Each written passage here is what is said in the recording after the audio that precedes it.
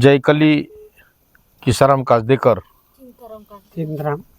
चिंताराम काजदेकर या आदिवासी महिलेचं कारा तालुका धारणी येथलं घर जळलं आणि घर जळताच आमचे कार्यकर्ते, जे काही तालुक्याचे कार्यकर्ते आहेत, पदाधिकारी आहेत, गावातील पदाधिकारी आहेत, त्यांनी मला सांगितल्यानंतर मी आज येथे भेट देण्यासाठी आलो.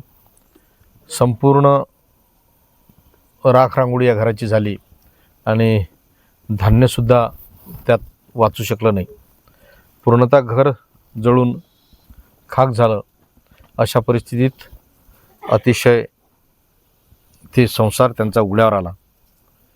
मी या संदर्भात तहसीलदार धारणी यांच्यासोबत बोललो आणि माझ्याकडून जे काही मदत होते ते मी देणार आहोत आणि